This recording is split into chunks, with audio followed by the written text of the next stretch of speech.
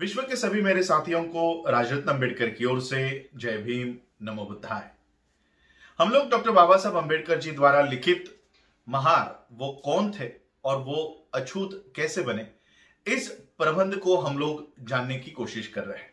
कल हम लोगों ने इसका पहला भाग देखा, तो चलिए ज्यादा समय नहीं लगाते हुए हम डॉक्टर बाबा साहब अम्बेडकर जी का ये ग्रंथ, ये प्रबंध जहां पर हम लोगों ने स्टॉप किया था, जहां पर छोड़ा था, वहां से शुरू करते हैं।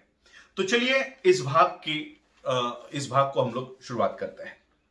डॉक्टर बाबा साहब अम्बेडकर जी लिखते हैं, दूसरा कारण जो मुझे श्री विल्सन के दृष्टिकोण को अस्वीकार करने की ओर ले जाता है वो उन कुल देवताओं से उत्पन्न होने वाले विचारों पर आधारित है जो किसी व्यक्ति को महार समुदाय में मिलते हो। श्री विल्सन की परिकल्पना है और उस परिकल्पना को अगर सही मान लिया जाए तो यह निष्कर्ष निकलता है कि महार आदिम जाति के लोग हैं। महार एबोरिजिनल, आदिवासी, मूल निवासी जाति के लोग हैं जो महाराष्ट्र नामक देश में आर्यों के आगमन से भी पहले यहां पर निवास किया करते थे। मुझे लगता है कि इस तरह का निष्कर्ष उन कारणों के वजह से असमर्थनीय है, इसका समर्थन नहीं किया जा सकता, जिसका मुझे खेद है उन लोगों द्वारा सराहा नहीं गया है जिनका ये आरोप है कि महार इस प्रांत के आदिम समुदाय के या आदिम वर्गों से संबंधित है। मैं अपने विचारों के समर्थन में, ये डॉक्टर बाबा साहब अम्बेडकर लिख रहे हैं कि मैं अपने विचारों के समर्थन में एक उल्लेखनीय तथ्य की ओर इशारा करना चाहता हूं, और वो यह है कि जहां महार नहीं है वहां मराठा भी नहीं है, और जहां जहां महार है वहां वहां मराठा भी है। यह संबंध केवल संयोग की बात नहीं है, यह संबंध अविभाज्य है, सबूतों पर आधारित है, जो मानव जाति विज्ञान के छात्रों द्वारा अनदेखा किया गया है। मानव जाति विज्ञान, इसे इंग्लिश में एंथ्रोपोलॉजी कहते हैं, यानी एंथ्रोपोलॉजी के स्टूडेंट्स ने भी इस विषय को अनदेखा किया है। यह सभी को पता है कि मराठाओं में कुल होता है, कुल का संगठन होता है, उनके पास उनके अपने कुल होते हैं और उनके अपनी कुल देवताएं होती है। मानव जाति विज्ञान के छात्रों को कुल और कुल देवताओं का महत्व बड़ी अच्छी तरीके से पता होगा। समान कुल और समान कुल देवता, ये रिश्तेदारी, नाते संबंधों का सूचक है। इसे ध्यान में रखते हुए महारों और मराठाओं के बीच अगर कुल की तुलना की जाए तो यह महत्वपूर्ण परिणाम हासिल करेगा। डॉक्टर बाबा साहब अम्बेडकर जी ने यहां पर एक सूची को प्रस्तुत किया है, लेकिन मूल ग्रंथ में, मूल प्रबंध में इस सूची को गायब कर दिया गया है। वहां पर उस ग्रंथ में यह सूची नहीं है, और बाबा साहब के आगे के वाक्यों को अगर हम पढ़ते हैं तब उस सूची में क्या होगा इसका अंदाजा आ जाता है। तो मैं आगे का सेंटेंस पढ़ता हूं। डॉक्टर बाबा साहब अम्बेडकर सूची प्रस्तुत करने के बाद लिखते हैं, हालांकि वो सूची बुक में कहीं नहीं है, इस सूची पर एक नजर डाल के देखे तो यह पता चल जाएगा कि महारों के बीच ऐसा कोई कुल नहीं है जो मराठाओं में मौजूद ना हो, जो मराठाओं के बीच मौजूद ना हो, और मराठाओं में ऐसा कोई कुल नहीं है जो महारों में नहीं पाया जाता हो। यानी बाबा साहब ने उस सूची में महारों के कुलों के बारे में दर्शाया है और मराठाओं के कुलों के बारे में दर्शाया है, और बाबा साहब ये लिख रहे हैं कि इस सूची को देखने के बाद ये पता चलता है कि महारों में भी वही कुल है जो मराठाओं में है, और अगर कोई कुल मराठा में नहीं है तो वो कुल महारों में भी नहीं है।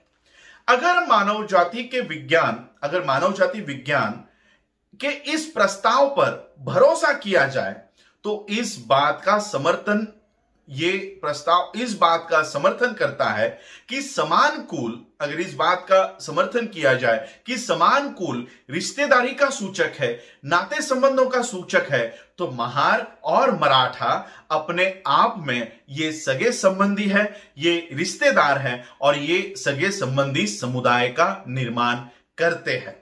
और महारों को एक आदिम समुदाय के रूप में स्वीकार तब तक किया नहीं जा सकता जब तक हम ये बात कहने के लिए तैयार नहीं हो कि मराठा भी एक आदिम समुदाय है, मराठा भी एक एबोरिजिनल, एक आदिम समुदाय है।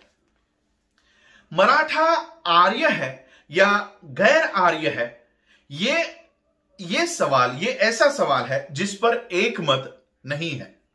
रिजले का मानना है कि मराठा आर्य नहीं है और उन्होंने अपने निष्कर्ष का ज्यादातर मानव जाति विज्ञान के मुद्दों पर जोर दिया है। अपने निष्कर्षों के लिए उन्होंने मानव जाति विज्ञान का आधार लिया है।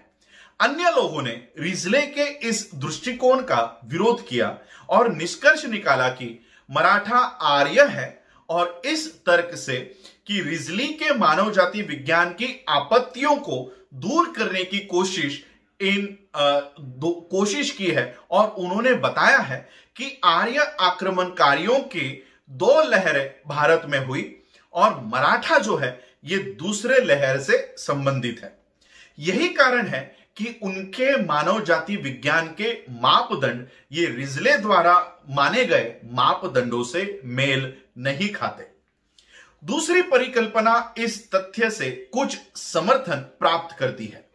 प्राचीन काल में महाराष्ट्र को इस आधार पर अर्याका कहा जाता था क्योंकि आर्यों का मुख्य जनसंख्या यहीं पर थी, महाराष्ट्र में थी, और इसलिए भी क्योंकि कर्नाटक में मराठा को अभी भी एररमेटेड यानी आर्य पुरुष कहा जाता है। चाहे जो कुछ भी हो, कोई सवाल ही पैदा नहीं होता कि महार आदिम नहीं है, कोई सवाल ही पैदा नहीं होता कि महार आदिम है।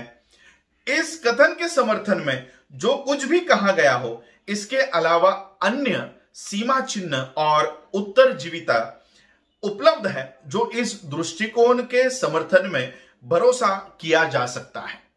पहली बात जिस पर ध्यान आकर्षित किया जाना चाहिए वो यह है कि राजपूतों की स्थिति को दर्शाने वाले कुलों की एक बड़ी संख्या महारों के बीच भी पाई जाती है और एक ओर ब्राह्मण और दूसरी ओर मराठा, इनके बीच एक बहुत बड़ा झगड़ा हो गया। इस मुद्दे पर झगड़ा हो गया कि क्या मराठा क्षत्रिय है या नहीं।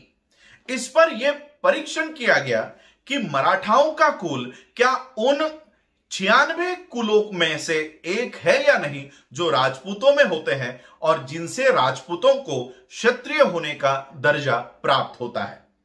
अब यदि यही परीक्षण महारों के लिए लागू कर दिया जाए तो कोई सवाल ही नहीं उठेगा, कोई सवाल ही पैदा नहीं होगा कि महारों का उच्चार मूल रूप से राजपूतों से संबंधित है जो एक क्षत्रिय वर्ग के हैं। यह सुझाव दिया जाता है कि महारों ने हाल ही में राजपूतों के कुलों को अपनाया है। अपने सामाजिक स्तर को सुधारने के लिए उन्होंने उनके कुलों को अपनाया है। यह स्पष्ट रूप से गलत है। महारों के बीच एक लंबी परंपरा रही है कि वो अपने आप को सोमवंश के कहा करते थे, जो क्षत्रिय के 2 शाखाओं में से एक है। महारों ने लंबे समय से इस गोत्र को अपनाया है और हाल ही के दिनों में इसे नहीं अपनाया। यह इस बात से स्पष्ट हो जाएगा कि जब ब्राह्मणों द्वारा अंतिम मराठा राजा प्रताप सिंह की स्थिति को जांचने के लिए एक अदालत बिठाई गई, तब ब्राह्मणों ने उन्हें क्षत्रिय मानने से इनकार कर दिया। ब्राह्मणों के एक पक्ष ने प्रताप सिंह का पक्ष लेते हुए कहा कि भोंसले कुल ये राजपूतों के 96 कुलों में से एक है और राजपूतों को क्षत्रियों के रूप में मान्यता दे दी गई है, तो प्रताप सिंह को भी क्षत्रिय के रूप में मान्यता दे देनी चाहिए। इस विवाद के जवाब में दूसरे पक्ष ने एक आशंका जताई, एक आशंका व्यक्त की।